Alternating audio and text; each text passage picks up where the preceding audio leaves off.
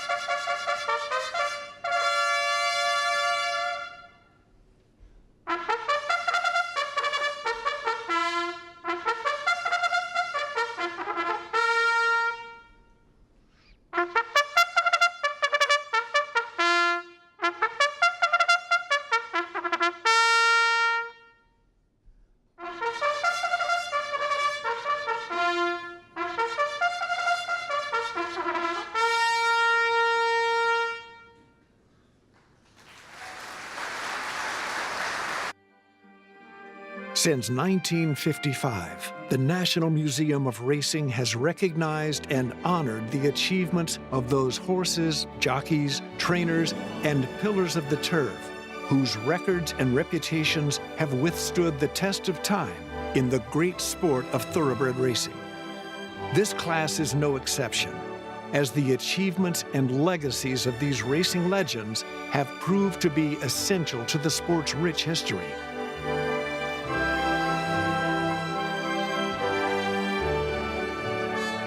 Welcome to the 2023 National Museum of Racing's Hall of Fame induction ceremony.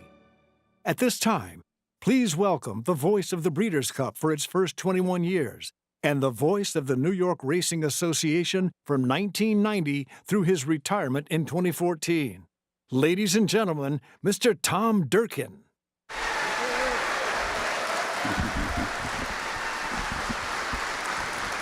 Good morning.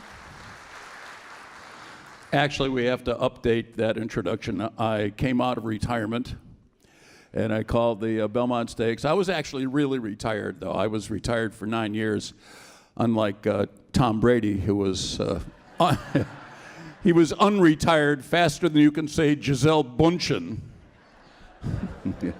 So welcome. Please turn off your cell phones.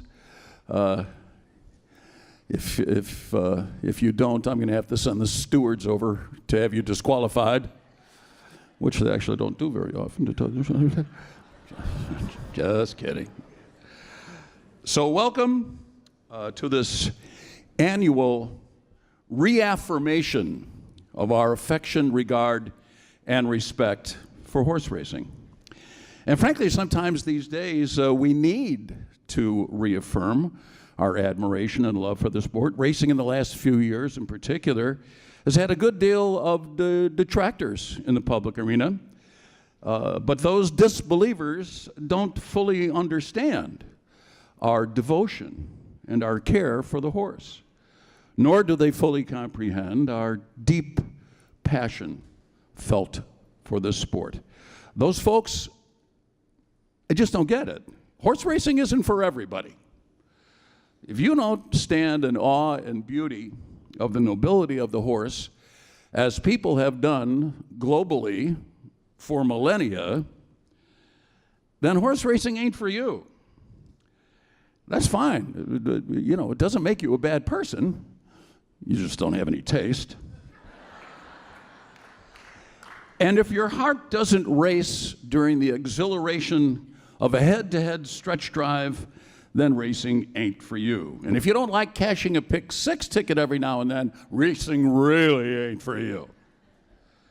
And if you don't find a certain serenity and tranquility of a morning on the backstretch, well, maybe you should just take up pickleball. But we are here today because we are the faithful. We get it, and we are legion, Racing is enjoyed by millions on every continent, a nearly $1 trillion industry. It is big, it is important, and we are here today because we are proud to be a part of it.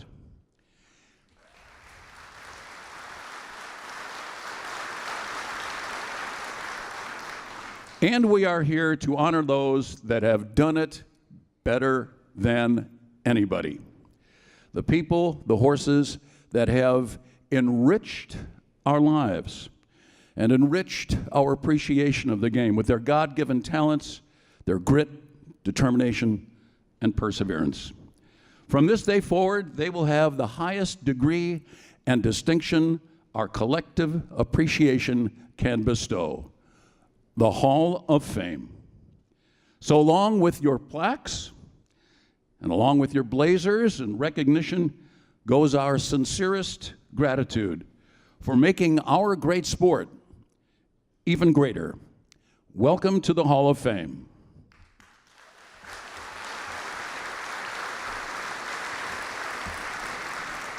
And welcome to the stage the director of the National Museum of Racing and Hall of Fame, the great Kate Masterson.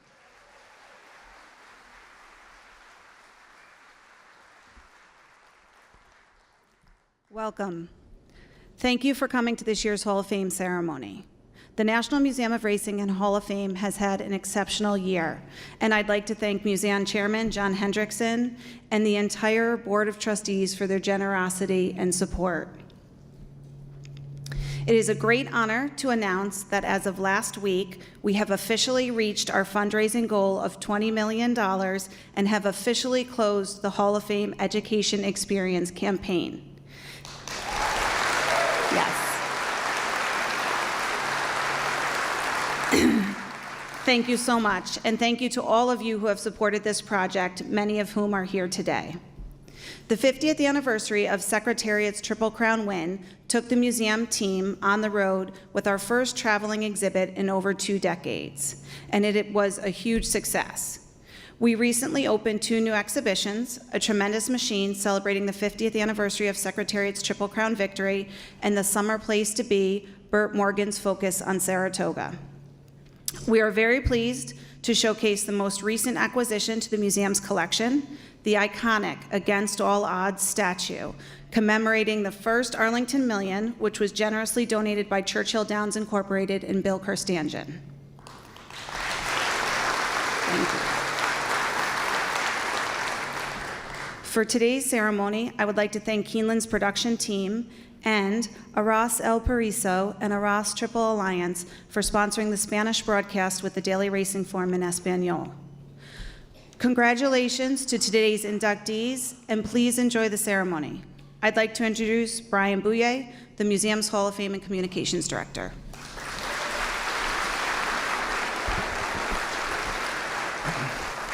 Good morning, everyone.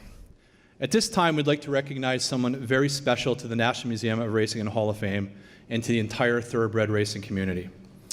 Ed Bowen has impacted the sport in a variety of positive ways for more than half a century.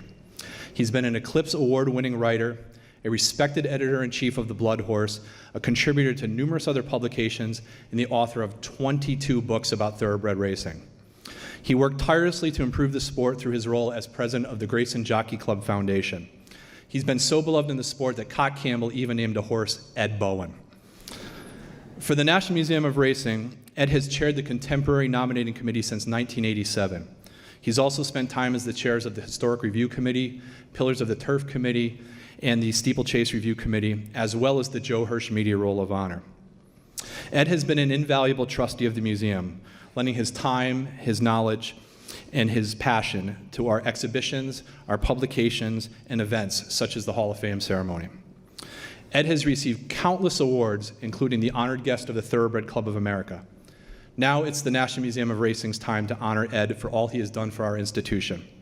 Today we honor a great friend, Ed Bowen, with the inaugural Cornelius Vanderbilt Whitney Award.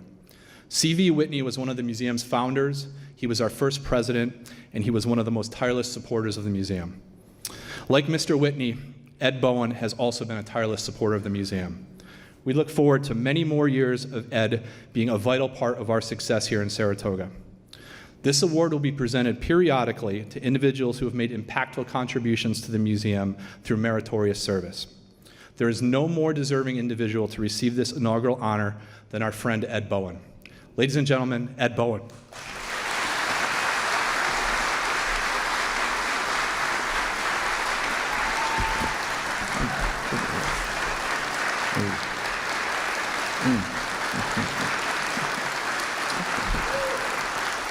Thank you. Thank you.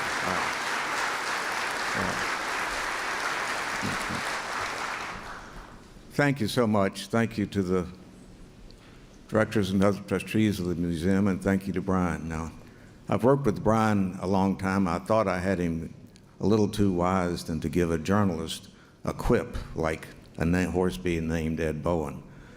So I'll take a little time. I happened to be at Saratoga when Ed was making his second start. He flipped up in the paddock, ran back to the barn. 2 months later, I was told by Cott Campbell that some people were suing Naira and Dogwood Stable because Ed Bowen had run over their bicycle. The night that happened, I called my wife and said, honey, I'm going to lay this story on you only once, and I don't never try it again. But if you hear that Ed Bowen made a fool of himself today at Saratoga, give me a pass. Give me a pass. It wasn't me. So I'm so touched by this honor.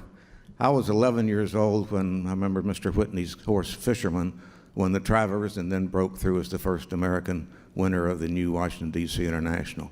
And Mr. Whitney sort of typified the type of sportsman that I was reading about and already had begun to have a great admiration for. And what an American he was with his war record, his great success in the industry and the entertainment world, and also always being such a great sportsman.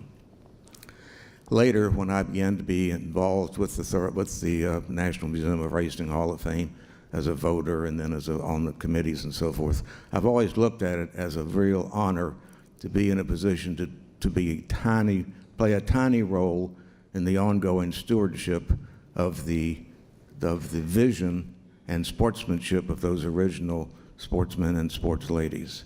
And of course, Mr. Whitney had such a wonderful long career. And then came those sweet, sweet years with Mary Lou and John Hendrickson.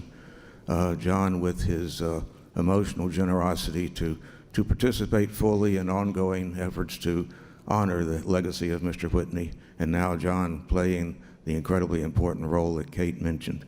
So when I think, if it's true that's been judged that I have served this institution well, that's very, very gratifying. And when you link the honor with the name of C.V. Whitney, let me put it this way. It's really much to your benefit that I find myself at a loss for words. Thank you. Thank you.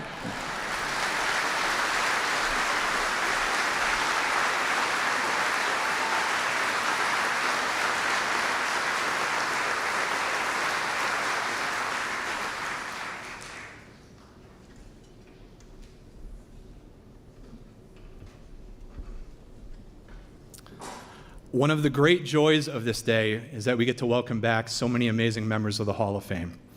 At this time, we'd like to welcome the Hall of Fame members who are with us here in attendance. So when I call your name, please come down to the stage and be honored. First of all, from the class of 2020, we have Mark Cassey with us here today.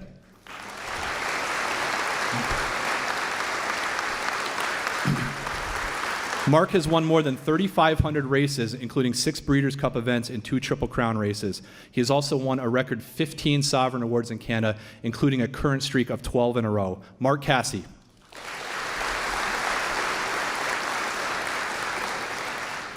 From the class of 2021, we have Jack Fisher with us here today.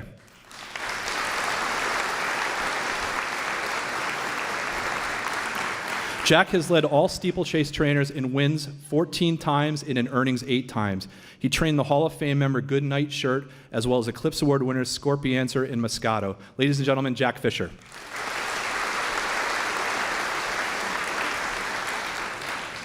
From the class of 1997, we have Gary Stevens with us here today.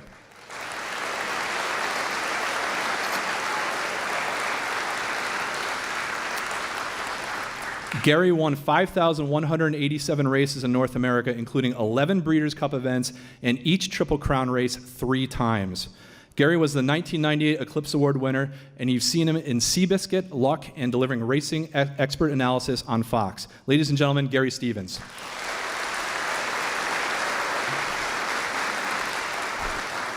From the class of 2007, please welcome Jose Santos.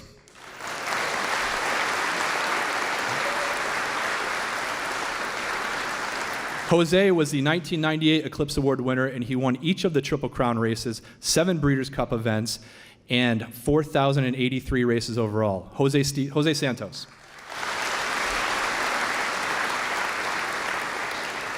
From the class of 2016, please welcome Ramon Dominguez.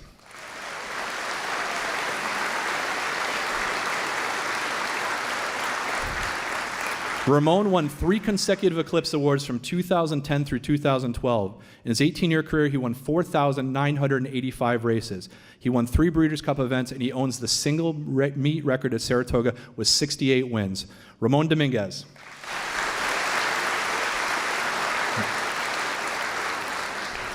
From the class of 1992, Sandy Hawley.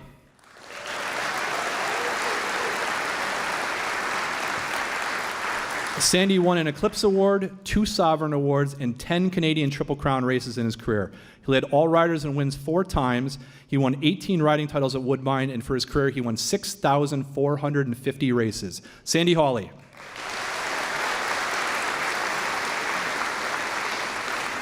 From the class of 2017, Javier Castellano.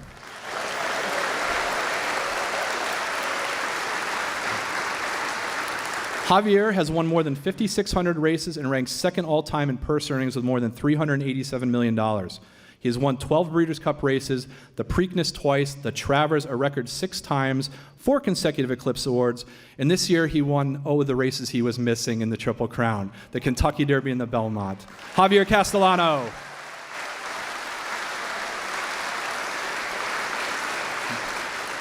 From the class of 2005, Nick Zito.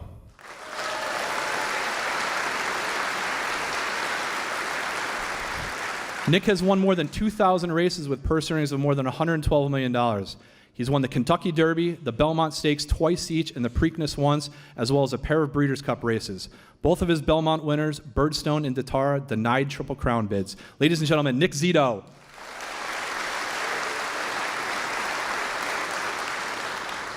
From the class of 2012, we have Roger Atfield with us today.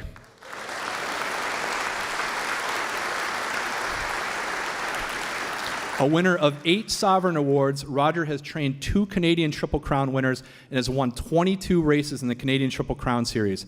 6 of his horses have been named Horse of the Year in Canada, including the Triple Crown winners With Approval and Peatski. He has more than 2,000 career wins. Ladies and gentlemen, Roger Atfield.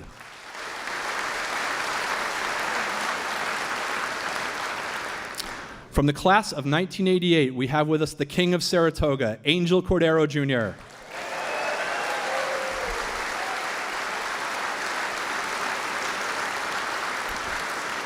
Angel won a record 14 riding titles at Saratoga, including 11 consecutive years.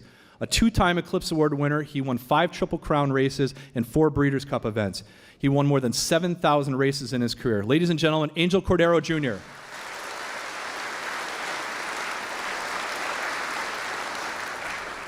Next up, we have John Velasquez.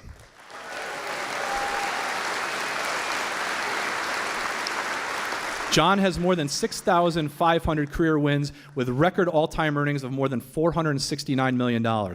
He's the only rider in Saratoga's 160-year history to win 1,000 races at the track here. He's won 19 Breeders' Cup races and 6 Triple Crown events and 2 Eclipse Awards. Ladies and gentlemen, John Velasquez.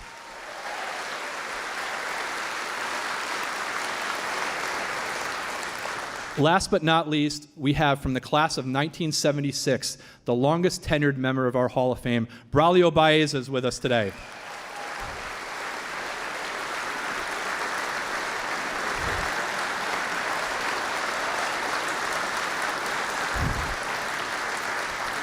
Braulio won 2 Eclipse Awards, led all jockeys in earnings 5 times, won the Belmont 3 times, and the Kentucky Derby.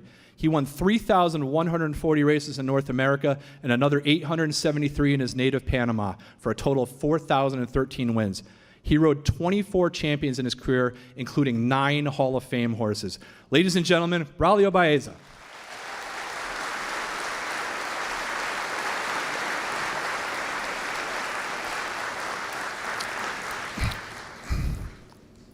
D. Wayne Lucas.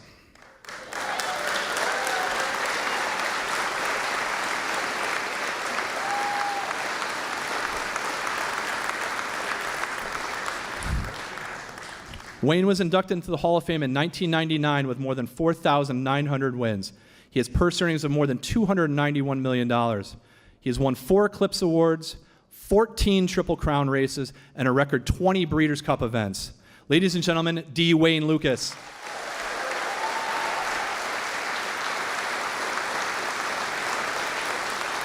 How about one more big round of applause for our Hall of Fame members?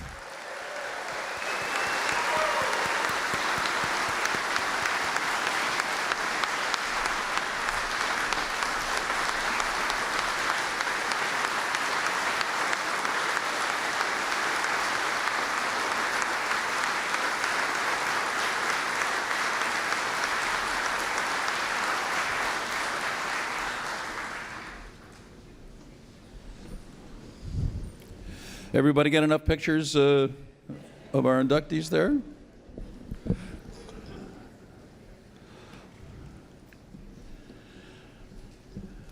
Congratulations all.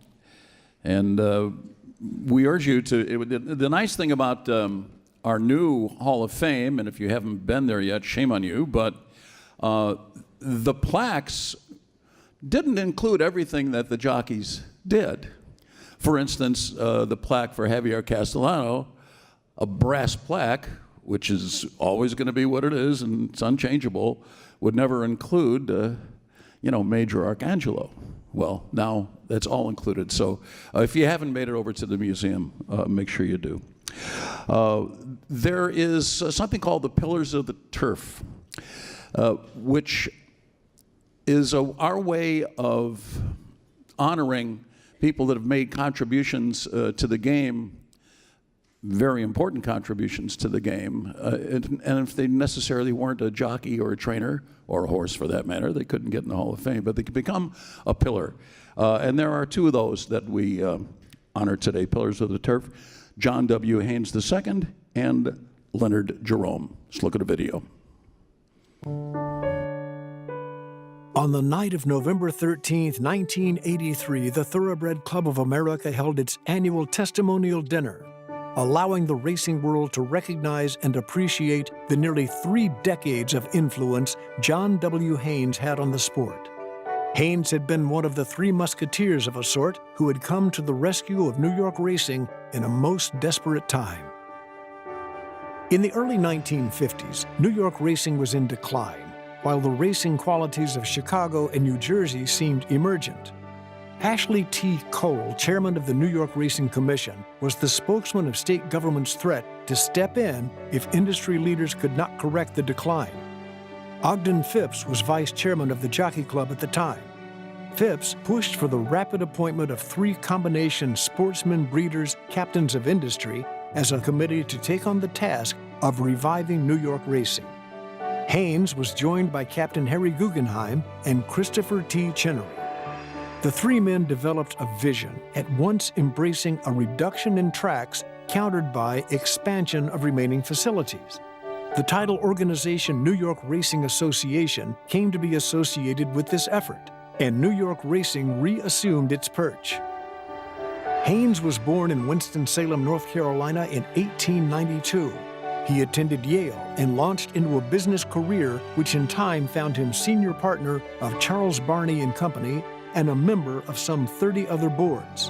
In 1938, Haynes was asked to become a member of the Securities and Exchange Commission. He later moved to Washington, D.C. to take a post in the Treasury Department, which led to his becoming Undersecretary of the Treasury. Haynes' professional versus personal standards found him leaving that post because of disappointment in Franklin Roosevelt's decision to break precedent by running for a 3rd term as president. Back in private business, Haynes' success made him a prime candidate for the New York racing economic puzzle. Haynes' other qualifications to help lead New York racing began tangentially in his playing polo as a young man. And his second wife, Hope Yandell Haynes of the central Kentucky town of Danville, had owned horses since the 1930s. George D. Widener asked Haynes to become a director of Belmont Park in 1949, during the time Mr. and Mrs. Haynes were assembling a broodmare band. Also in 1952, Haynes entered into a partnership with spendthrift farm owner Leslie Combs II involving stallion syndication as well as breeding and selling high-quality yearlings. Haynes, Guggenheim, and Chinnery poured similar sporting and business acumen into the New York racing problem. They came up with the idea of selling two New York City tracks, Jamaica and Empire City, in order to shore up the position of Aqueduct and Belmont. All the while, they were determined to maintain and foster the historic racing at upstate Saratoga as well. Aqueduct was first to be rebuilt by the resulting New York Racing Association, and when reopened in 1959, it was grandly hailed by the public as the Big A. Before Belmont Park could be rebuilt along a timeline, it had deteriorated enough that it was condemned in 1962, so New York City had only one track for a few years. Belmont Park's own grand reopening came in time for the 100th Belmont Stakes in 1968. As Haynes said in his address, the racetrack attendance and the income to New York State jumped by leaps and bounds. Haynes was the first chairman of NYRA and served as a trustee until 1973. His individual career in the horse business continued as well. His partnership with Combs found them breeding and selling Idun for a record price for a yearling filly. Idun brought $63,000 at Keeneland in 1956 and became a two-time champion filly. The partnership bred 14 stakes winners before its conclusion in 1964, and Haynes bred 5 stakes winners individually. Service was always a key part of Haynes' many roles in racing. In the 1970s, he became an officer in a hastily organized group which purchased the revered Hialeah Park in Florida when its existence was threatened. In addition to the Thoroughbred Club honor, Haynes was voted other important awards of the sport. He was named an Exemplar of Racing by the National Museum of Racing, of which he served as president, as well as being voted Man of the Year by the Jockeys Guild. The National Steeplechase Association, of which he was also president, voted Haynes its F. Ambrose Clark Award. For the Thoroughbred Club program dinner, Kentucky horseman Stanley Petter Jr. wrote, "Johnny Haynes is unquestionably the most beloved, powerful man or the most powerful, beloved man that any of us is ever likely to know." Haynes was 95 when he passed away in 1987.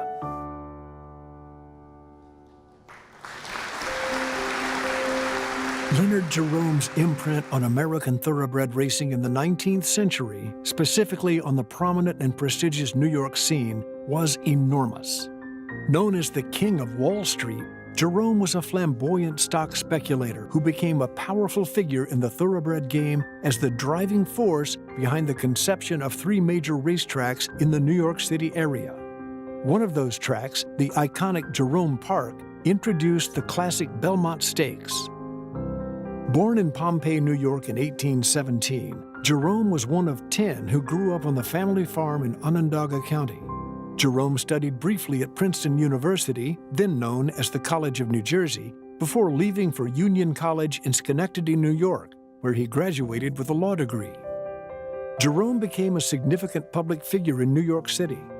Along with one of his brothers, Jerome formed a partnership with William R. Travers in a financial firm that soon became a powerhouse on Wall Street. It was so successful that the Times said it startled the boldest operators. Through his association with Travers, Jerome took an interest in thoroughbred racing in the mid-1860s. Travers helped establish Saratoga Racecourse and served as its first president. Jerome was named Saratoga's vice president. In 1866, Jerome bought the 230-acre estate and mansion of James Bathgate in what was then rural Westchester County, New York. Jerome and August Belmont I built Jerome Park on that land and held the inaugural Belmont Stakes there in 1867. The Belmont was contested at Jerome Park until 1890. Other key races inaugurated at Jerome Park include the Champagne Stakes, Juvenile Stakes, and Ladies Handicap.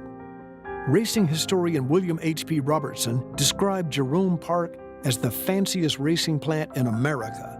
Among the features of Jerome Park was a clubhouse on the order of a luxury hotel. Besides spacious dining rooms and a magnificent ballroom, there were facilities for sleighing, trap shooting, skating, and later polo. Overnight accommodations were also available, and it was quite the fashion for an owner to entertain his friends at a lavish ball, after which they could spend the night in the clubhouse and watch the morning gallops the next day. Jerome went on to establish his own racing stable.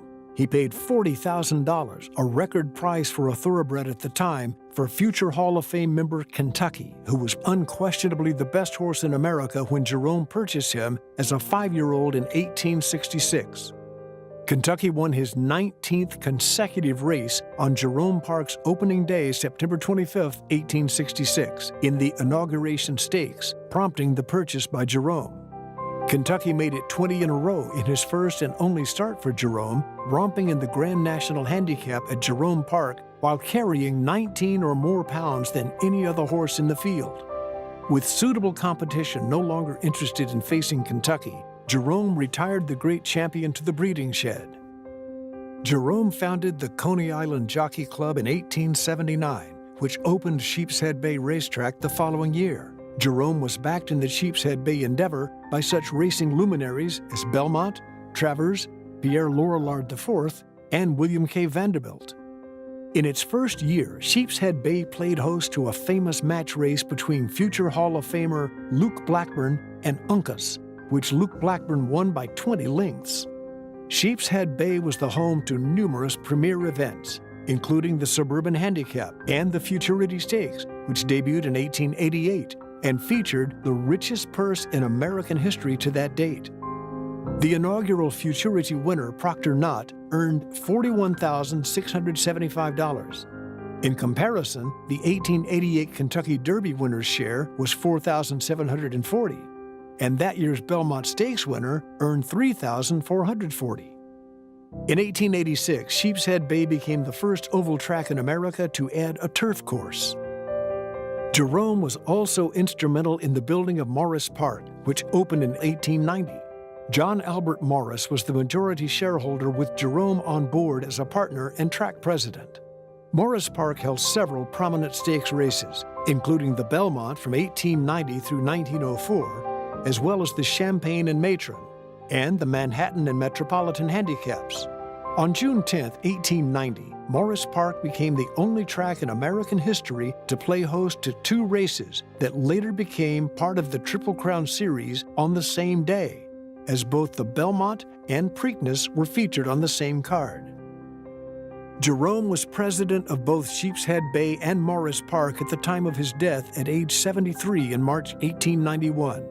The Jerome Handicap, which was first contested in 1866 at Jerome Park, remains a fixture at Belmont Park and is one of the oldest stakes races in America. Jerome's daughter, Jenny, married Lord Randolph Churchill and became the mother of Sir Winston Churchill. In Jerome's obituary, the New York Times said he held a commanding social position for more than 30 years, and as a turfman, he was for a long time without a peer in the country.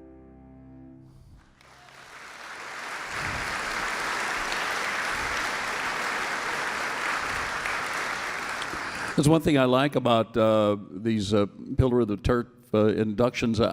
Frankly, I didn't know much about Mr. Haynes at all. Now I know a good deal about him. And I did know a good deal, actually, about Leonard Jerome.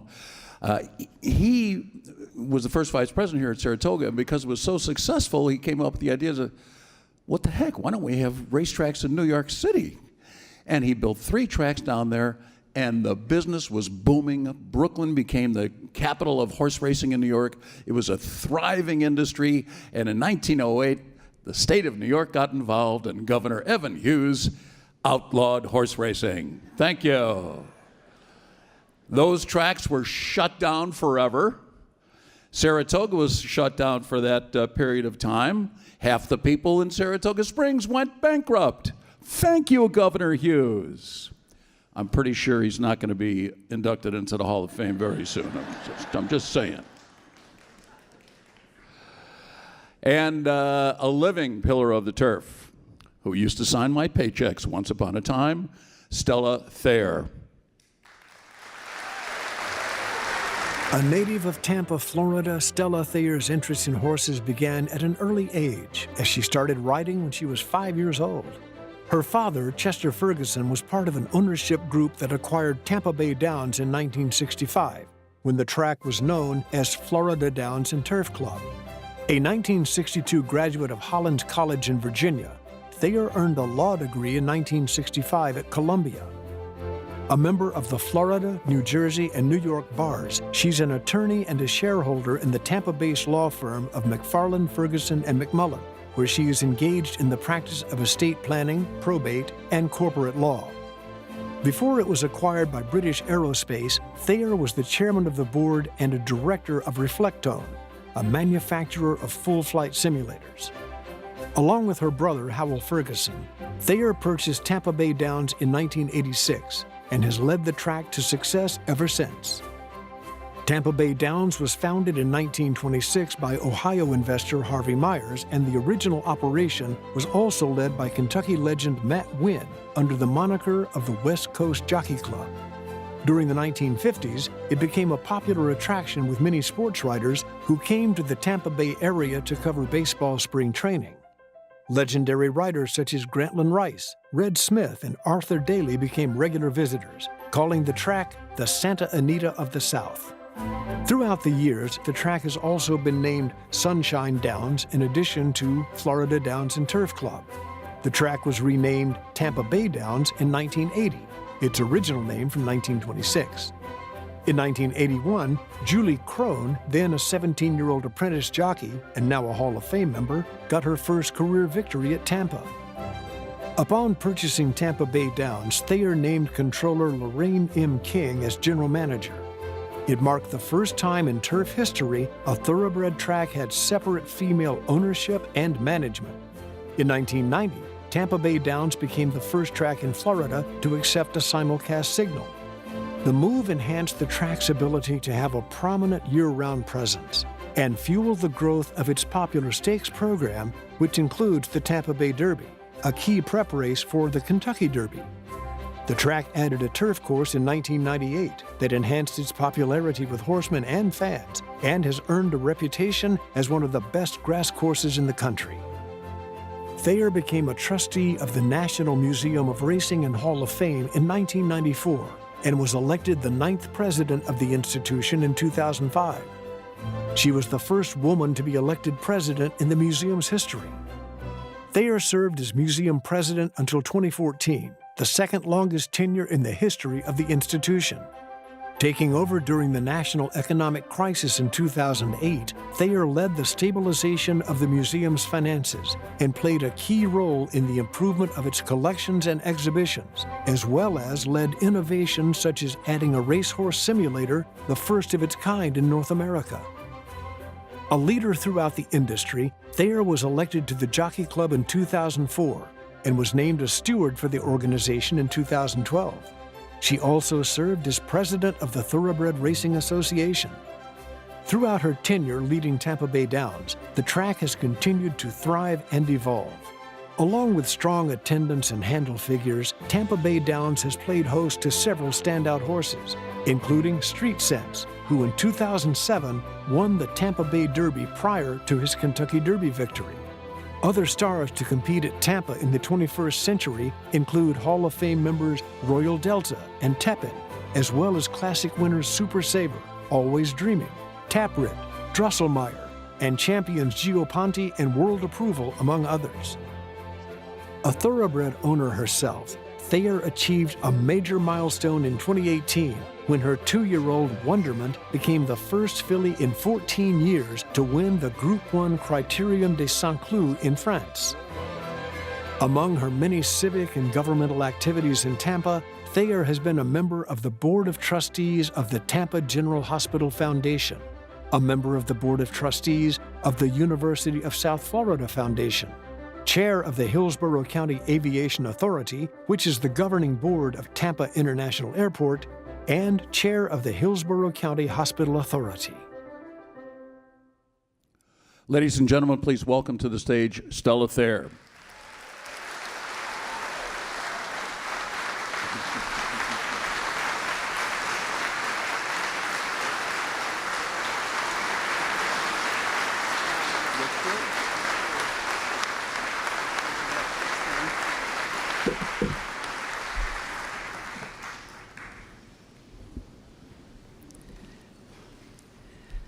Good morning. I receive calls from time to time from John Hendrickson, but I was more than surprised to receive the call when he told me that I would be inducted as a Pillar of the Turf.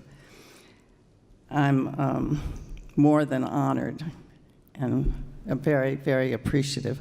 I did not grow up in thoroughbred racing, but every day when I came home, I popped on my pony and took off among the palmettos and pine woods, which was very much all that Tampa was at that time. And I developed a huge love for horses, especially later for the thoroughbred, with its stamina, courage, athleticism, speed, and kindness.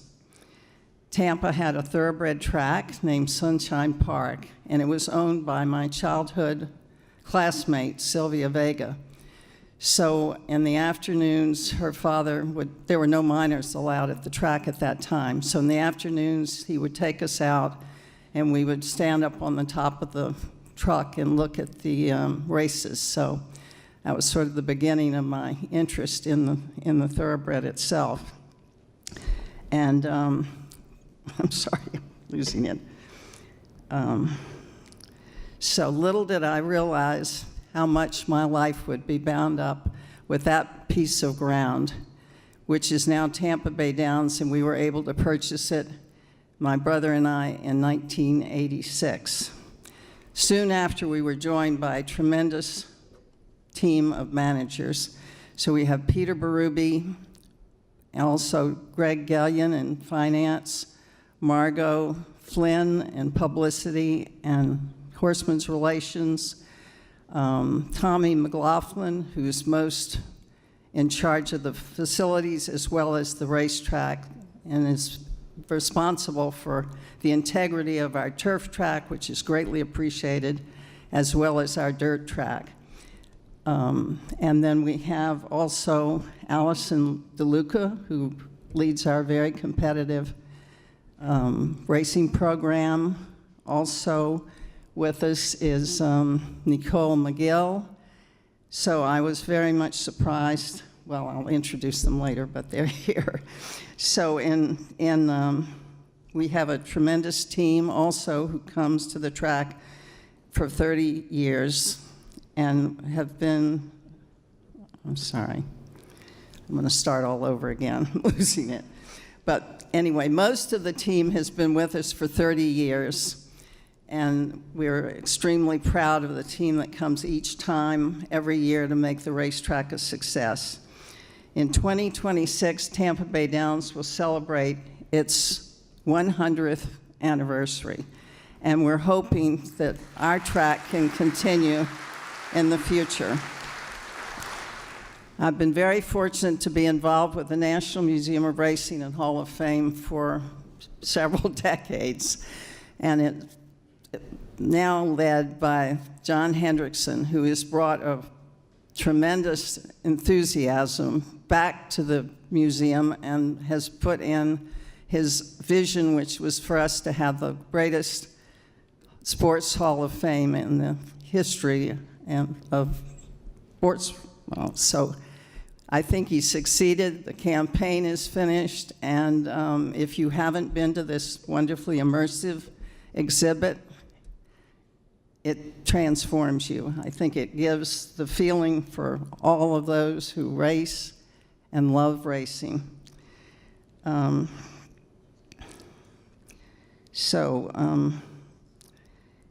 In closing, I want to thank Peter Berube, And I'm very impressed that the whole surprise to me today was that the team showed up. And so if I could recognize them, because Tampa Bay Downs would be nothing without this wonderful team. So Peter Berube, Greg Yellian, Tommy McLaughlin, Margot Flynn, and Nicole McGill.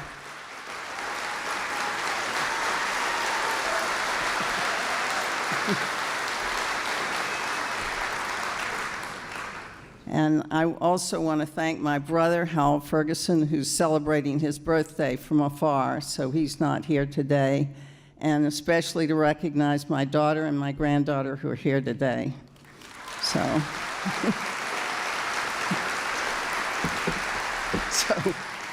I just want to say that I want to take some credit for Tom Durkin, because he did start at Tampa Bay Downs, and then our then partner, George Steinbrenner, told him that because he wanted to leave early to go to Hialeah, that nobody left George. So fortunately for Tom, he did, and became the voice of the Breeders' Cup and New York racing, and I think he went a lot farther than he would have if he'd stayed with us.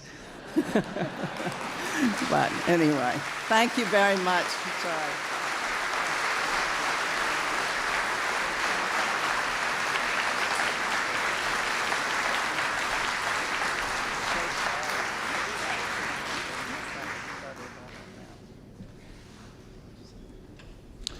Yeah, I joined a pretty long list of people that were let go by George Steinbrenner.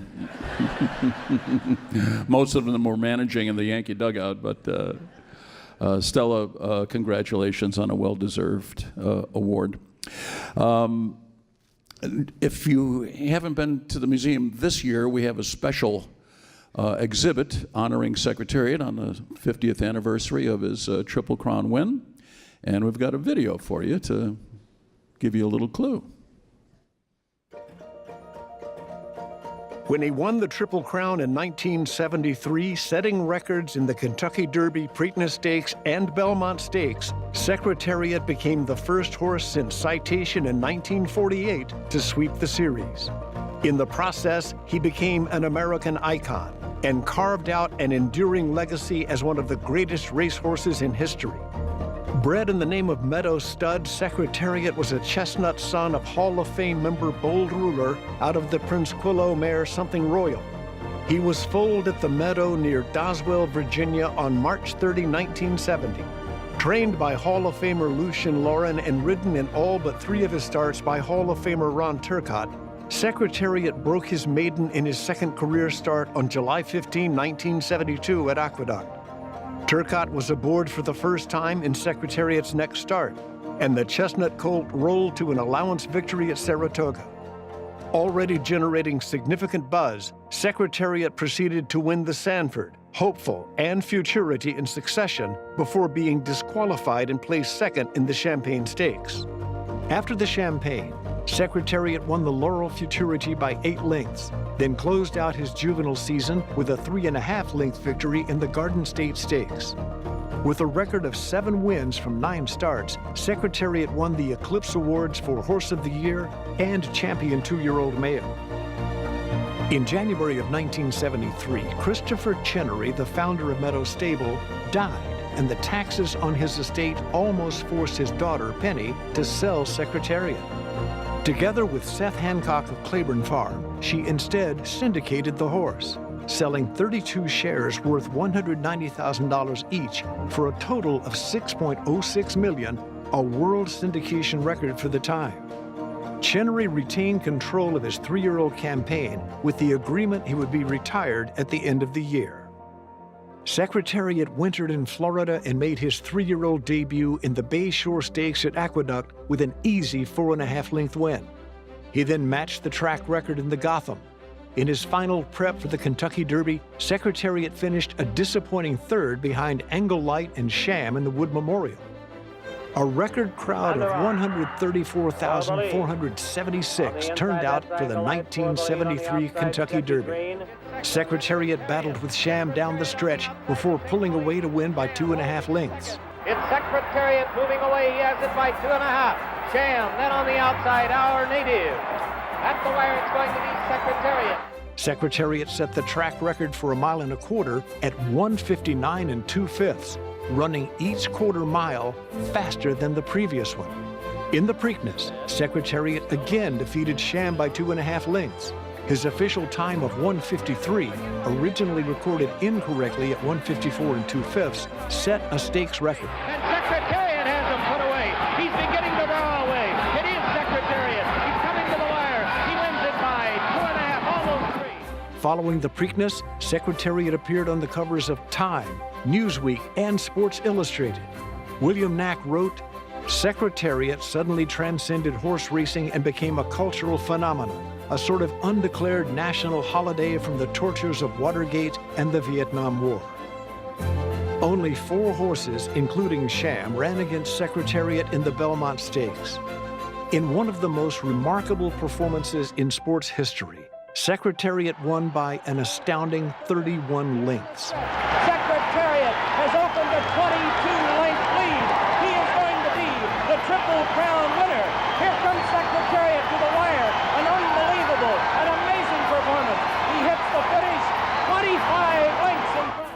He ran the fastest mile and a half on dirt in history. The time of 2:24 broke the stakes record by more than 2 seconds. Secretariat became the 9th Triple Crown winner and the first in a quarter century. Following the Triple Crown, Secretariat won the Arlington Invitational by 9 lengths. Facing older horses for the first time in the Whitney at Saratoga, Secretariat broke poorly and suffered a shocking defeat by a length to Onion. Secretariat was reported to not be in the best of health in his Whitney defeat and was sluggish for several days following the loss. Secretariat redeemed himself in the inaugural Marlboro Cup, setting a world record for a mile and an eighth at 1:45 2/5. He defeated his older stablemate Riva Ridge, as well as Cougar, Onion, Annihilator, Kennedy Road, and Key to the Mint in the star-studded event. Secretariat then finished second to Prove Out in the Woodward before making his turf debut in the Man o' War Stakes. In winning the mile and a half Man o' War, Secretariat set a Belmont Park course record of 2:24 4/5. In his final career start, Secretariat traveled to Canada for the Canadian International at Woodbine. With Eddie Maples substituting for the suspended Turcotte, Secretariat won easily by 6.5 lengths to conclude his remarkable career with a record of 16-3-1 from 21 starts and earnings of more than $1.3 million. Secretariat was again named Horse of the Year and added the Eclipse Awards for Champion 3-year-old Male and Champion Turf Horse. In November of 1973, Secretariat arrived at Claiborne Farm for stallion duty. He went on to sire 57 stakes winners, including Hall of Fame member and Horse of the Year Lady Secret. Secretariat's biggest impact came as a broodmare sire. His maternal grandsons included Stormcat, AP Indy, Summer Squall, Gone West, Chief's Crown, and Dahair. Inducted into the Hall of Fame in 1974, Secretariat died in 1989 at the age of 19. He was buried at Claiborne.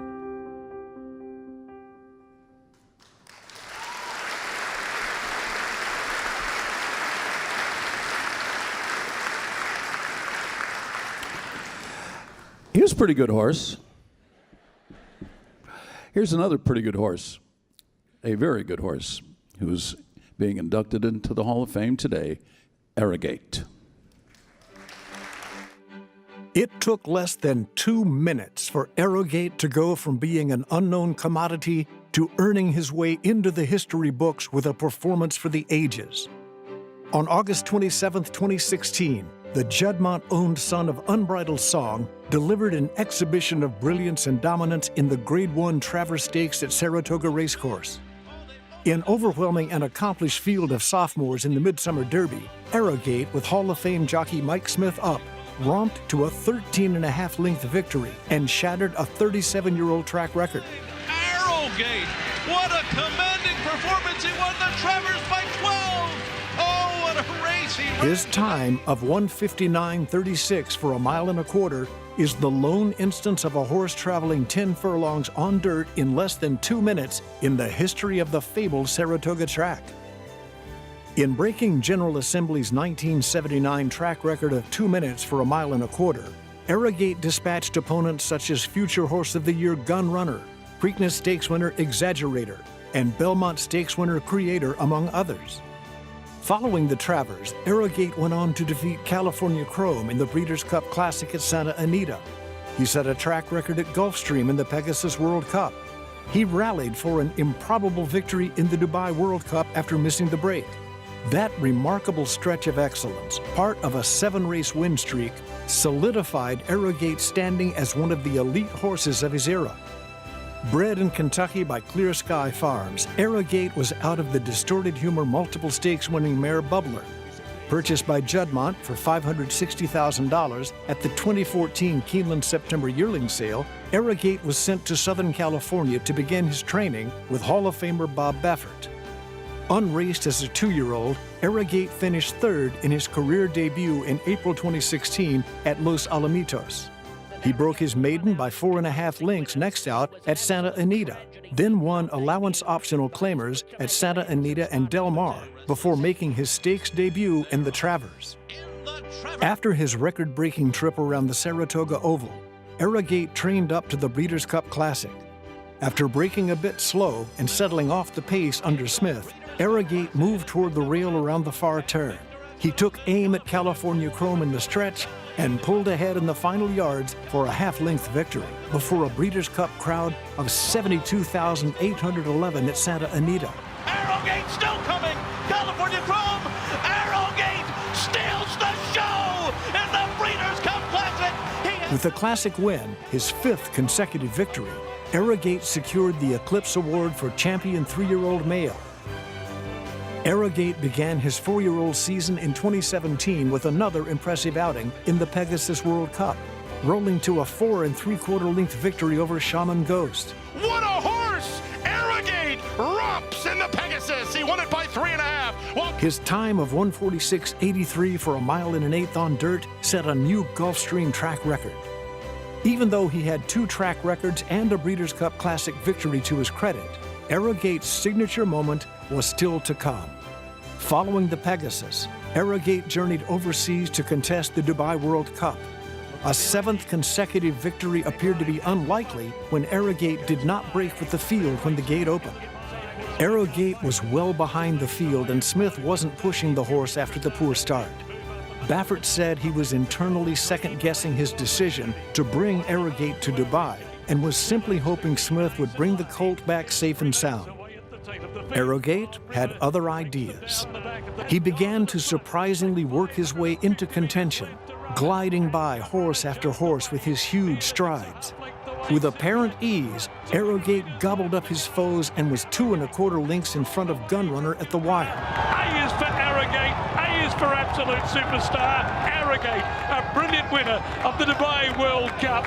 With the victory, Arrogate pushed his bankroll to $17,084,600, making him the highest-earning North American-based thoroughbred of all time. Arrogate was never the same horse again after his Dubai exploits. He returned to California and was winless in 3 starts at Del Mar. Arrogate was retired to Juddmonte Farm in Kentucky to begin his stallion career with a record of 7 wins from 11 starts and record earnings of $17,422,600. His time in the stallion barn, however, was brief. Arrogate died of what was suspected to be a neurological illness on June 2, 2020. Although he sired only 3 crops while at stud, Arrogate has made a mark on the breed with progeny that includes graded stakes winners such as Secret Oath, Cave Rock, and Tell Me No Lies, and Fun to Dream, among others. Arrogate produced his first Classic winner in 2023 when Arcangelo won the Belmont Stakes. Arrogate is the 5th horse trained by Baffert to be elected to the Hall of Fame, joining American Pharoah, Point Given, Silver Bullet Day, and Silver Charm.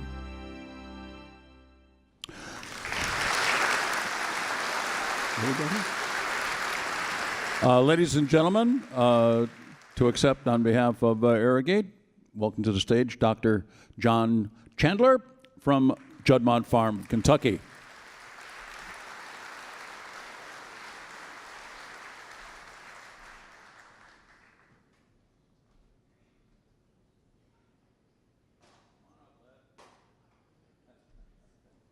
We've been trying for 6 years to get the stairway fixed, but... Well, one wakes up and you're ready to go, and then you come here and you get surrounded by reminders of such excellence over our whole industry and the history of the thoroughbred in the United States, and it's humbling.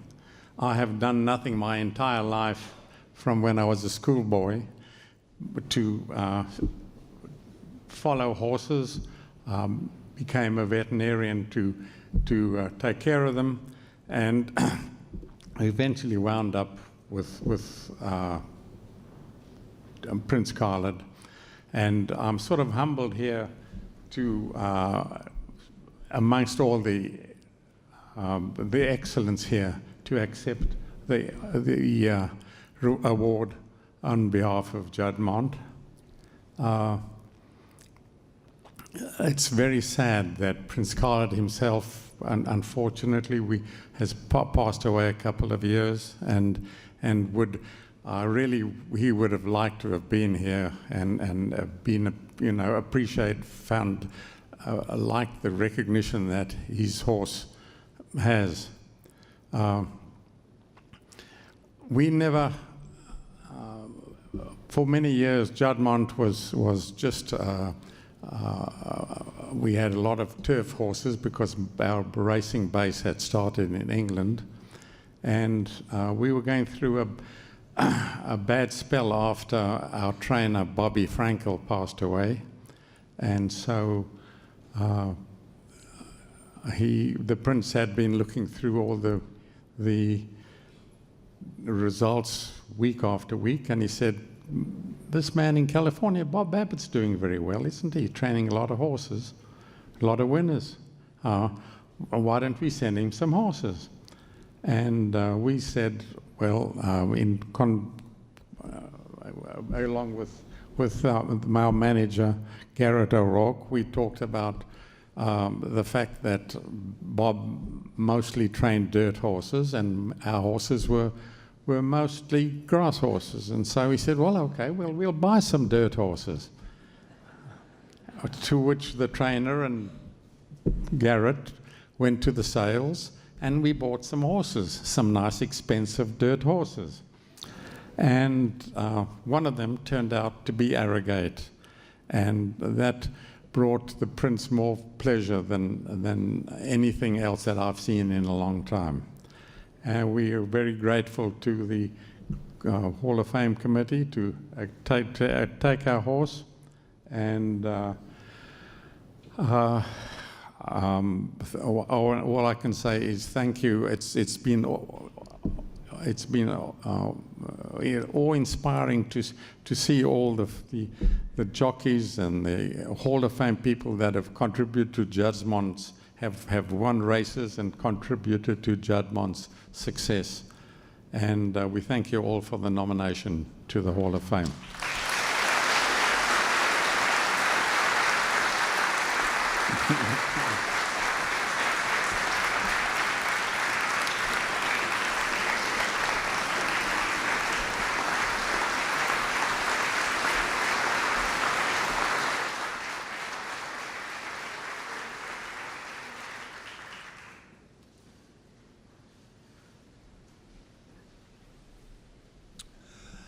A good horse will absolutely get the attention of horse racing fans, but every once in a while a horse comes along that captures the imagination of a nation. Such a horse was California Chrome.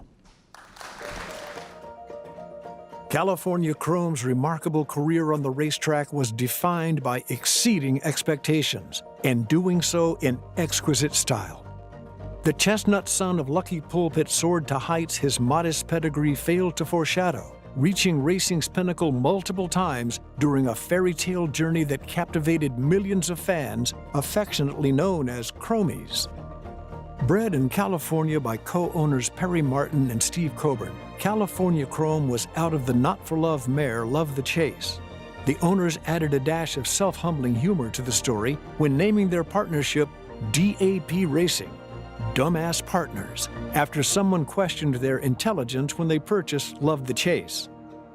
California Chrome's two-year-old season in 2013 didn't provide many glimpses of imminent greatness. He broke his maiden in his second career start at Hollywood Park, but his stakes performances that year were a bit uneven. He mixed victories in the Graduation Stakes at Del Mar and King Gloria Stakes at Hollywood with disappointing results in other races. The King Glorious victory by 6 1/4 lengths closed out the campaign in December and was the first time Victor Espinoza was aboard. From that point forward, no other rider was ever in the irons aboard California Chrome. Beginning his sophomore season in late January 2014, California Chrome announced his presence with authority on the trail to the Kentucky Derby.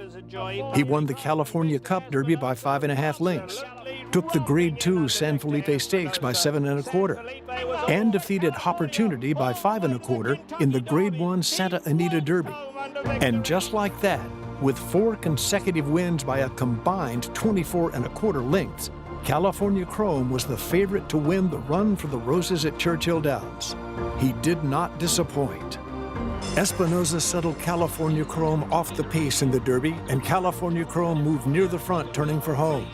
He took the lead at the quarter pole and shook clear for a convincing victory to become only the 4th Cal bred to win the Derby, joining Morvich, Hall of Famer Swaps, and Decidedly. But California Chrome shines bright in the Kentucky Derby.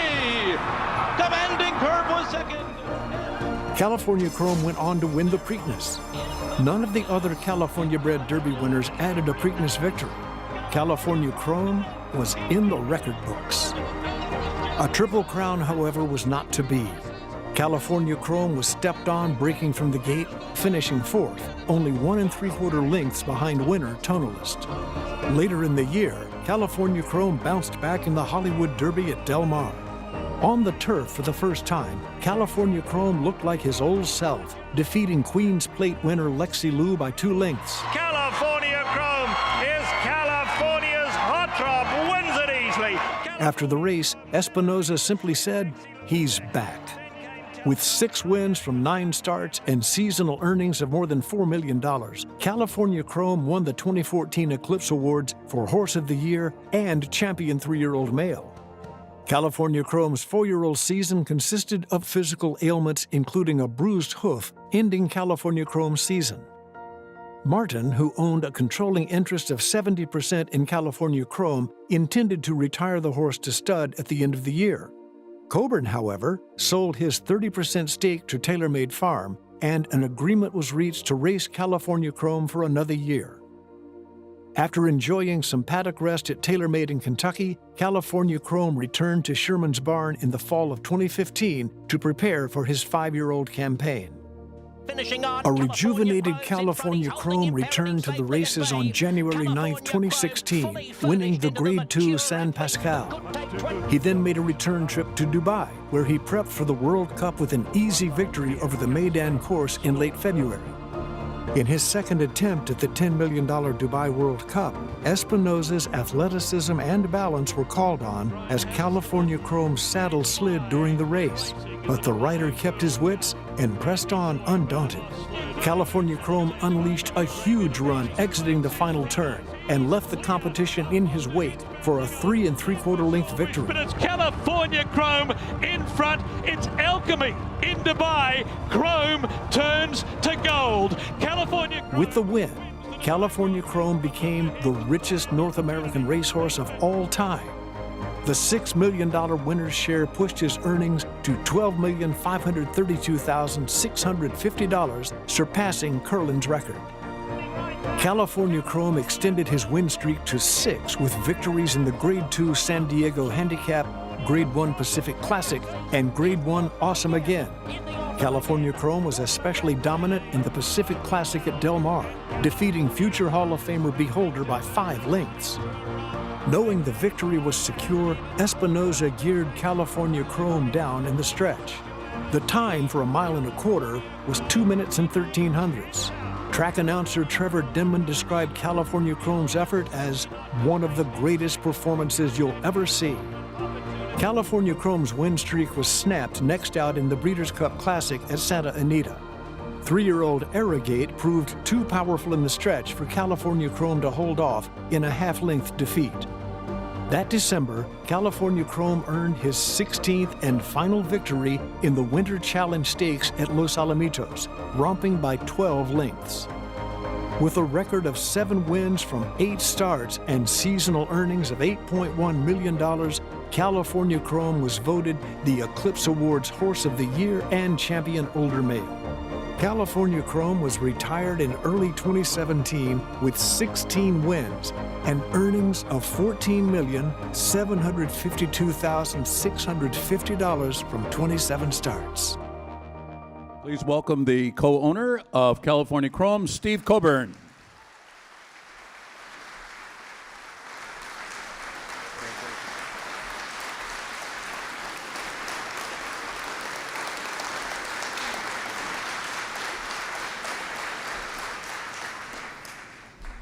Thank you. You don't know the tremendous journey that this horse took my greatest gift, my wife Carolyn, and I on. I've got to thank a lot of people up here. You know, first of all, I'd like to thank Art and Alan Sherman for the tremendous job they did training Chrome and keeping him healthy.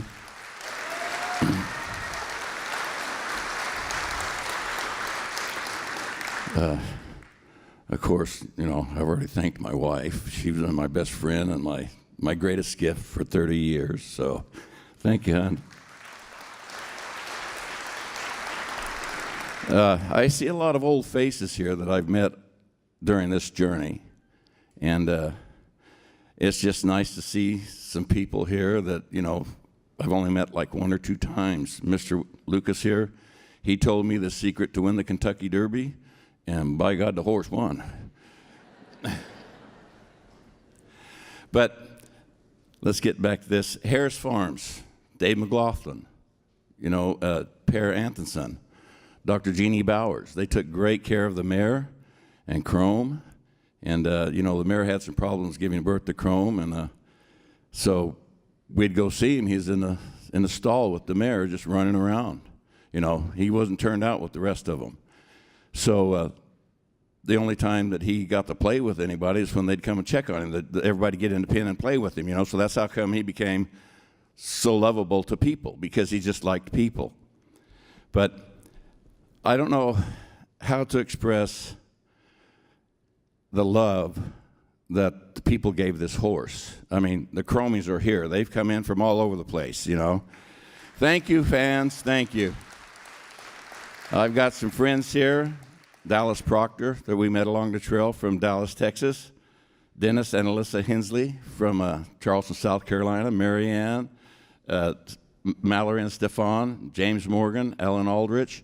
You know, these people have been fans of ours, and Jim and I are in partnerships with Chrome sister. She's in foal right now to Motown, and she's got a tremendous yearling that you better watch out for in a couple years. Next year. It's right here. But I just want to say thank you to everybody and that voted for the horse, all the people I've met. Willie Delgado, our exercise rider, he's here with his wife. By the way, today's his 17th anniversary. Happy anniversary, Willie. Jade, happy anniversary. Willie's brother, who's not here, was Alberto Delgado. He rode Chrome when he broke his maiden and when he won the graduation stakes. Corey Nakatani actually rode Chrome one time.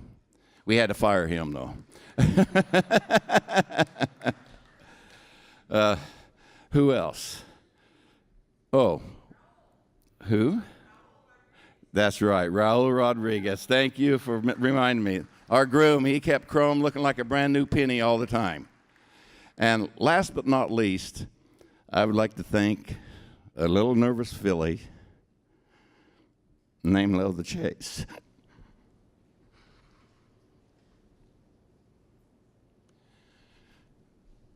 Without her, we wouldn't have Chrome. And for Chrome to be inducted into the Hall of Fame, it's undescribable, just like when he won the Kentucky Derby. So this is a good way to say the story has come to an end.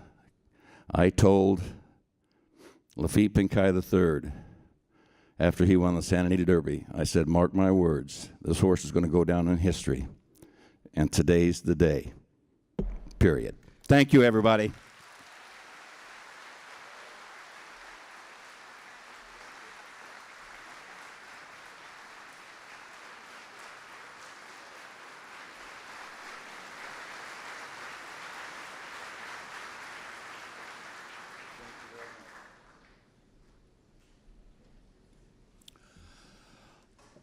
One of horses that I'm sure many of you are familiar with, fairly recent history anyway.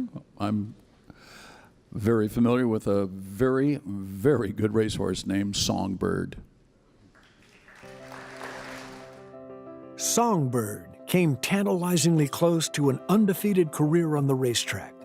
In 15 starts, the brilliant Dark Bay daughter of Medaglia d'Oro won 13 times, including 9 Grade 1 victories. She did just about everything that can be asked of a great racehorse. Only a nose in one race and a neck in another kept her from perfection. Songbird's best was always a sight to behold. She won at 7 different tracks in California, Delaware, Kentucky, New York, and Pennsylvania, and was spectacular everywhere she went. Owned by Rick Porter's Fox Hill Farms, Songbird was picked out by bloodstock agent Tom McGreevy at the 2014 Saratoga Select Yearling Sale. Bred in Kentucky by John Antonelli, Songbird was a $400,000 purchase by Fox Hill. McGreevy had previously selected 2011 Horse of the Year Havre de Grace for Porter's prominent stable. Songbird made her career debut for Hall of Fame trainer Jerry Hollendorfer at Del Mar on July 26, 2015. She toyed with the competition that day, winning by 6.5 lengths with Hall of Fame jockey Mike Smith in the irons. Smith was aboard for all 15 of Songbird's races. Following her maiden win, Songbird dove into Grade 1 company, winning the Del Mar Debutante and Chandelier before shipping to Kentucky for the Breeders' Cup Juvenile Fillies at Keeneland. It was fitting that the 2015 Breeders' Cup Juvenile Fillies was contested on Halloween. Songbird was scary good. Looking every bit the 3-5 favorite she was, Songbird controlled the pace throughout and drew off to defeat Grade 1 winner Rachel's Valentina by 5 3/4 lengths. It is all Songbird. Mike Smith aboard, crushing the field, 1 minute 42 3/5 seconds. Her third consecutive Grade 1 win locked up the Eclipse Award for Champion 2-year-old filly. Songbird spent the first half of her 3-year-old campaign in 2016 at Santa Anita. She clicked off 4 consecutive graded wins, easy scores in the Las Virgenes, Santa Isabel, Santa Anita Oaks, and Summertime Oaks to run her win streak to 8. The only hiccup during this period was when she was forced to skip the Kentucky Oaks because of a fever. Journeying to the East Coast, Songbird made it 9 in a row with a 5 1/4 length victory in the Grade 1 Coaching Club American Oaks at Saratoga, then 10 in a row with a 7-length romp in the Alabama. Following the Alabama, she crushed the field in the Grade 1 Cotillion at Parks in Pennsylvania for her 11th consecutive victory, setting up a Breeders' Cup showdown for the ages at Santa Anita. In the 2016 Breeders' Cup Distaff, Songbird delivered one of the finest performances of her career, but her win streak was snapped at 11 by future Hall of Famer Beholder by a nose at the wire. Smith and Songbird battled furiously with Gary Stevens and Beholder in a remarkable stretch showdown. Songbird, Beholder, they are nose to nose. This race living up to its expected power as they come to the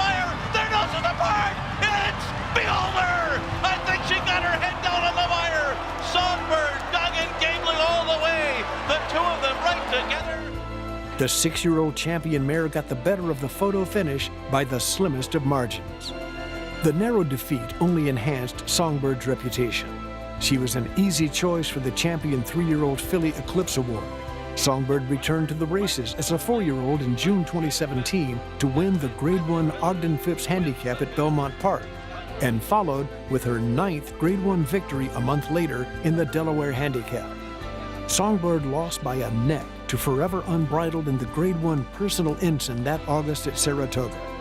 It was her 15th and final start as an injury was discovered after the race and Porter made the decision to retire her. Songbird finished her remarkable career with a record of 13 wins from 15 starts and earnings of $4,692,000. There's no question she was the best horse I've ever owned, Porter said.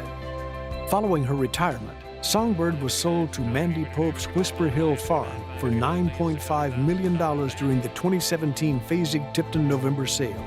It was the second highest price ever for a broodmare prospect, topped only by Whisper Hill's $10 million purchase of Havre de Grace in 2012. From Fox Hill Farm, Betsy Porter and Victoria Keith to accept.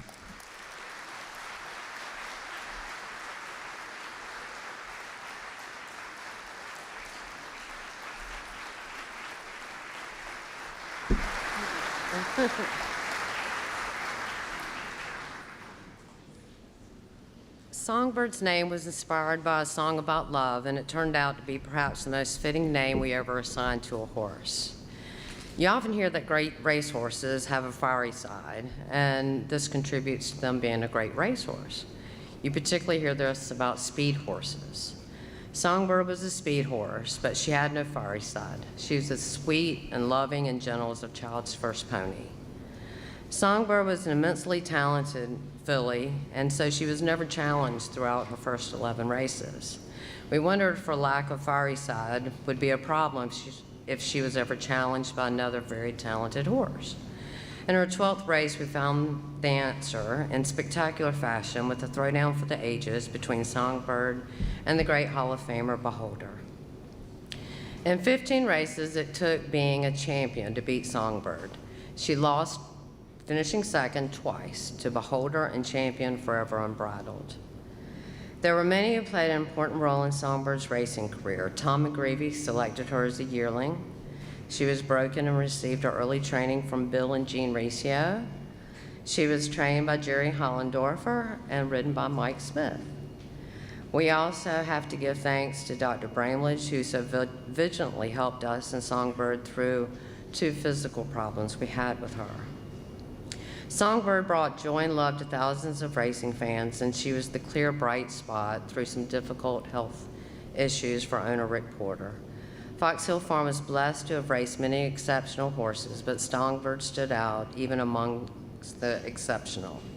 For all that she gave us, our love for this horse is palpable. We're so pleased that Songbird's been inducted into the Hall of Fame. We consider it not only an honor to Songbird, but also to Rick Porter and to Fox Hill Farm. It's bittersweet, though, because we dearly wish it was Rick on this stage today. Thank you.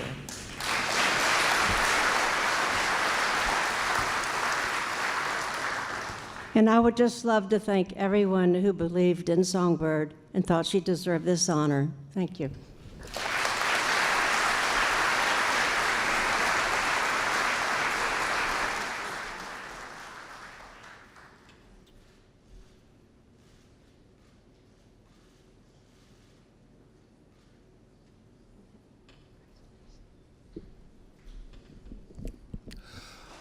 All right, let's turn to the people that are actually in the saddle. Let's have a video review of the bull, Fernando Toro. Throughout his distinguished career as a rider, Fernando Toro consistently ranked among the best of the best in some of the most accomplished and deepest jockey colonies in the history of American thoroughbred racing. Based in California, Toro competed successfully against the likes of Hall of Famers Lafitte Pincay Jr., Sandy Hawley, William Shoemaker, Don Pierce, and Darrell McHargue, among other standouts during the 1970s. In the 1980s, California's talent pool of exceptional riders added all-time greats such as Chris McCarron, Gary Stevens, Eddie De La Houssaye, Alex Solis, and Patrick Valenzuela. Throughout both decades, Toro was entrenched among the elite. Born in Santiago, Chile in 1941, Toro was a proven rider in his native country prior to moving to the United States. After winning his first race in November 1956 at the age of 15, Toro went on to become a two-time leading jockey in Chile in the mid-1960s. His major victories there included 3 editions of the prestigious Gran Premio. In 1964, he won the Clásico Saint-Léger, the second leg of the Chilean Triple Crown aboard pair of aces. Opportunities, however, were more abundant for a top rider in the United States, prompting Toro to take his shot at American racing in 1966. When he retired in 1990 at the age of 49, Toro had won 3,555 races in North America, including just about every significant race contested in Southern California. Toro ranked in the top 10 in stakes wins at Del Mar, Hollywood Park, and Santa Anita at the time of his retirement. At Del Mar, he won 38 stakes, including 4 editions of the San Clemente and Escondido, consecutive runnings of the Ramona Handicap, and 2 renewals of the Del Mar Derby and Del Mar Oaks. He also won the Del Mar Futurity, Eddie Reed, and San Diego. At Hollywood Park, Toro ranked number 8 in both overall wins with 823 and 83 stakes. He won the Beverly Hills Handicap 5 times, the American and Wilshire 4 times each, the Sunset and Premier 3 times each, and the Gamely, Inglewood, and Vanity twice each. Toro also swept both divisions of the 1983 Hollywood Derby and won the Hollywood Turf Cup, Swaps, and Triple Bend, among others. Toro's 620 wins at Santa Anita included 55 stakes. He had 3 wins in both the Santa Margarita and Strube. Although best known for his California success, Toro ventured throughout the United States and into Canada with tremendous results. He won the Apple Blossom at Oaklawn in Arkansas, the Arlington Million and Stars and Stripes at Arlington Park in Illinois, the Ashland at Keeneland, the Dominion Day, Jockey Club Cup, and Seagram Cup at Woodbine in Canada, the Long Acres Derby in Washington, the Louisville Breeders' Cup at Churchill Downs, the Manhattan and Tremont at Belmont Park in New York, the Pan American and Rampart at Gulfstream in Florida, and the Widener at Hialeah in Florida. In November 1983, Toro took over as the regular rider of Royal Heroine for emerging trainer John Gosden. Inducted into the Hall of Fame in 2022, Royal Heroine won the Hollywood Derby, Inglewood, Beverly Hills Handicap, inaugural Breeders' Cup Mile, and Matriarch with Toro aboard. Gosden was one of several top-level trainers who regularly gave Toro a leg up on their horses. The list included Hall of Famers Laz Barrera, Gary Jones, Richard Mandela, Ron McAnally, and Charlie Whittingham.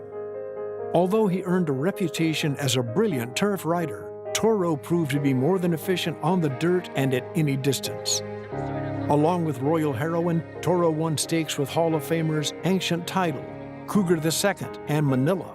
He also won multiple stakes with champion Estrapade.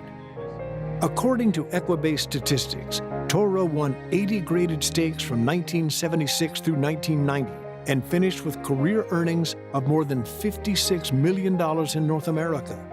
Known as a fierce competitor but also as someone who respected the rules of the sport, Toro was voted the George Wolfe Memorial Jockey Award in 1975.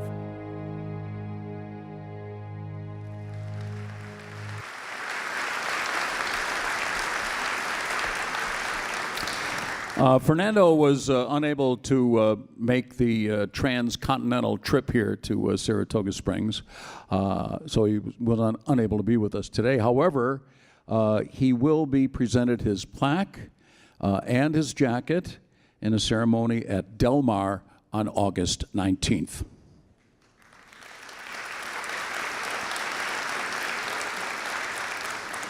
So most of the time when you get the message that you in the Hall of Fame, Brian Bouye gives you a call and goes, you know, hey Joe, you're in the Hall of Fame. See you August 5th. But for Fernando, he was informed in a little bit different way by two turf riders in California, Jay Hovde and Jay Pribman. Take a look at this. Get some light? Yeah. Okay. Uh-oh. Huh? All right. Picture. Make sure you spelled their name right. Yes, it's okay. What does it say? I can't read. Fernando Toro, Thoroughbred Racing Hall of Fame. For when? For when? For when?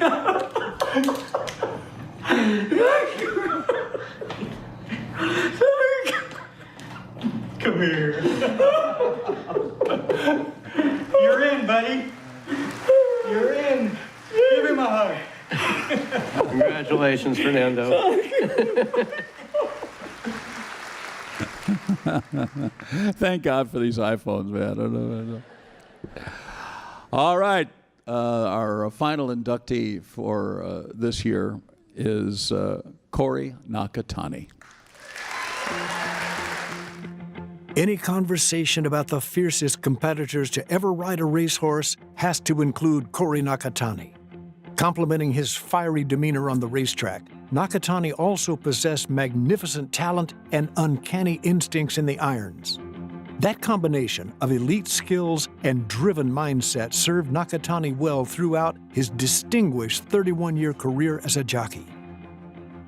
Born in 1970 in Covina, California, Nakatani was one of Roy and Marie Nakatani's 10 children. A champion high school wrestler, Nakatani became interested in racing when he visited Santa Anita Park with his father after a wrestling tournament.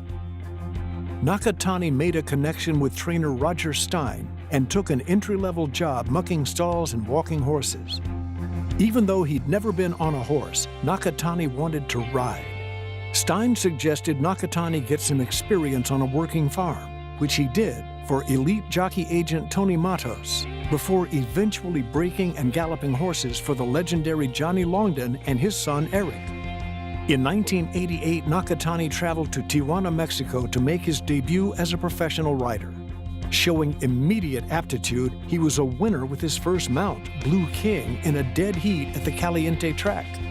The following April, Nakatani returned to Southern California and began his ascent to stardom. By the time he announced his retirement in 2019, Nakatani had won 3,909 races with purse earnings of more than $234 million, ranking 12th all-time. A winner of 10 riding titles on the Southern California circuit, Nakatani ranks in the top 10 in overall wins and stakes wins at both Santa Anita and Del Mar.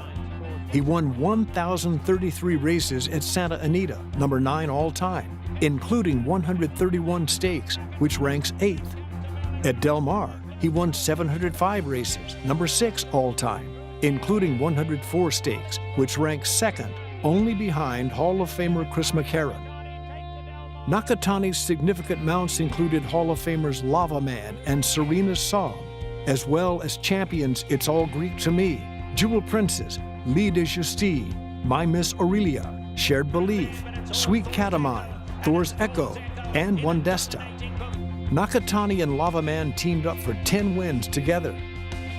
Nakatani's 10 Breeders' Cup victories included the 1996 Distaff with Jewel Princess and that year's Sprint with Lee de Justice. In 1997, he won the Sprint with Elmhurst. 2 years later, he won the Mile with Silic and the Sprint with Re-Rays. In 2004, he captured the Juvenile Fillies with Sweet Catamine. In 2006, Nakatani won the Sprint with Thor's Echo. He won multiple Breeders' Cup races in the same year for a third time in 2011, when he won the Turf Sprint with Regally Ready and the Juvenile Fillies with My Miss Aurelia. Nakatani won his 10th Breeders' Cup event aboard Tapizar in the 2012 Dirt Mile. Grade 1 races Nakatani won multiple times included the Kentucky Oaks with Light Light in 1991 and Pike Place Dancer in 1996. He won the Santa Anita Oaks, Santa Margarita Handicap, the Eddie Reed Handicap 5 times each, and the Del Mar Oaks, Hollywood Derby, Hollywood Starlet, Las Virgenes, and Santa Maria Handicap 4 times each. His 3 wins in the Santa Anita Handicap included consecutive editions with Lava Man in 2006 and 2007. Nakatani finished his career with 341 graded stakes wins, including 120 Grade 1 events. He ranked in the top 20 in annual earnings 16 times, including 11 times in the top 10. Corey Nakatani.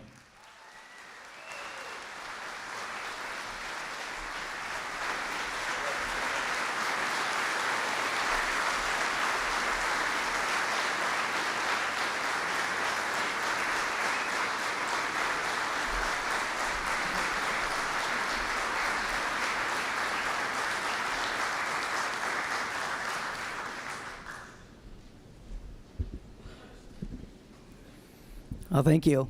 I wanted to tell everybody, I was going to come up here and say thank you, but it's just not that easy. Each and every person in here, I believe, has touched my life. Horses I love, and I just have to thank my wife for putting up with me all these years. And all my family, from my oldest daughter, Brittany, to Taylor, Matthew, Lila, and Austin. You guys are my biggest supporters. And I said I wouldn't cry either.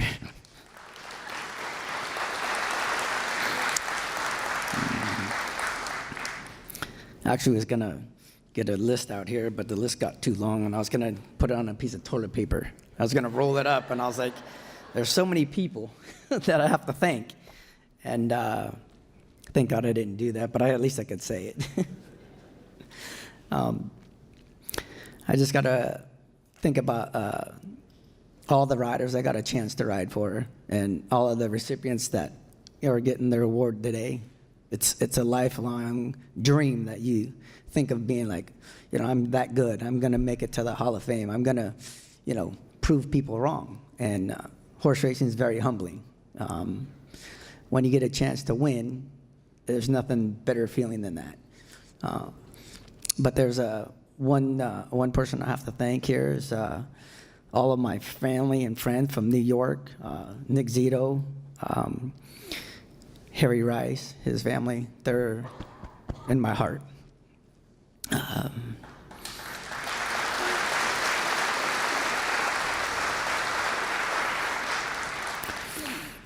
As you know, we couldn't have made it here without all these amazing athletes, these horses, all the horses. Like, I want to allude to what California Chrome, excuse me.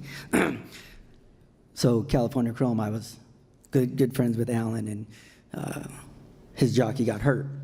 And I told Alan, I said, look, I want to ride the horse for you, but I want him to get the horse back. That's the kind of guy that I know what that kid put into that horse every day, working him, and all the times that I said, I'm going to ride the horse. I'm going to give him the money for the horse. And I just always told him, I said, I appreciate you letting me ride California Chrome, because when I worked him, I believe I told you that this horse is going to be a freak when he gets to go 2 turns, and fortunately it worked out. And I'm just glad that I got a chance to ride him.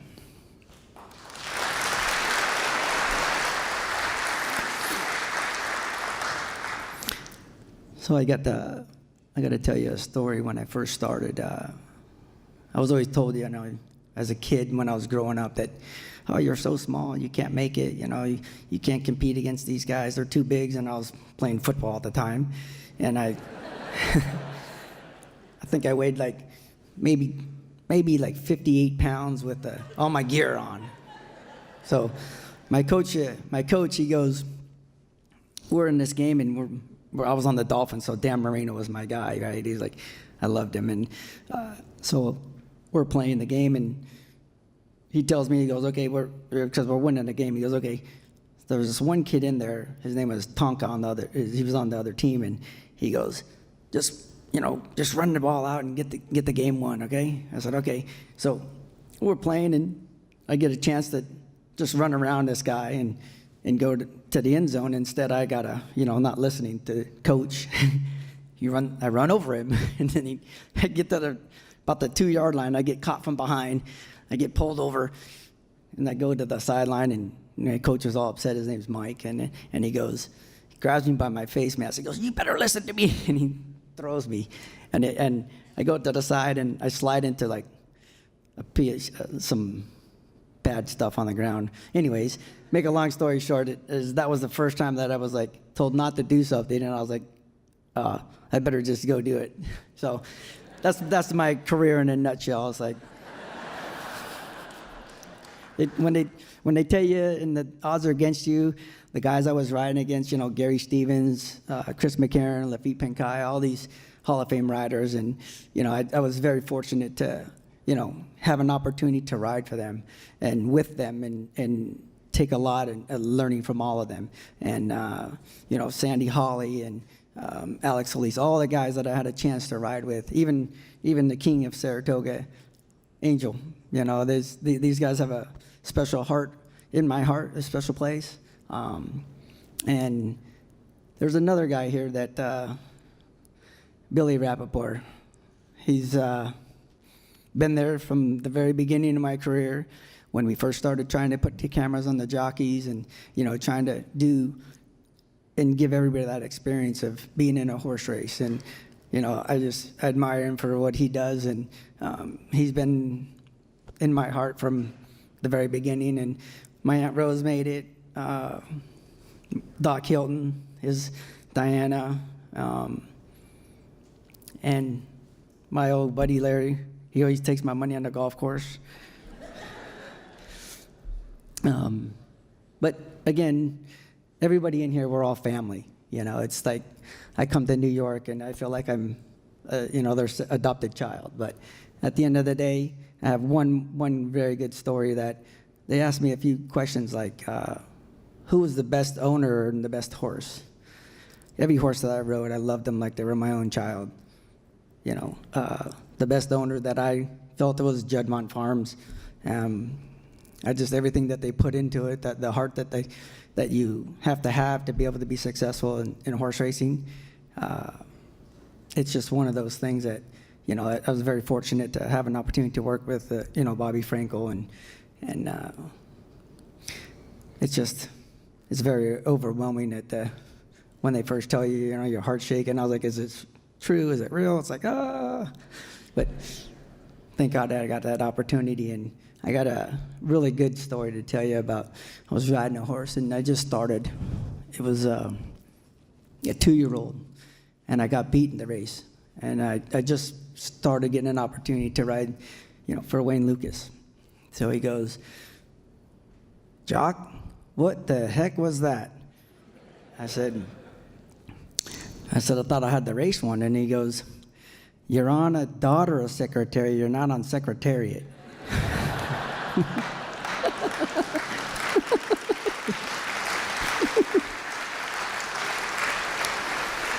But the thing that it gave me, though, is because right after he said that, he goes, "You ought to be bagging groceries at Vaughn's."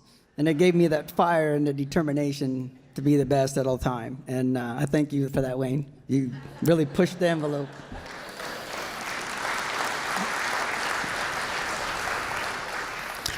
And I really got to thank my lovely wife, Lisa. She's the best. Thank you.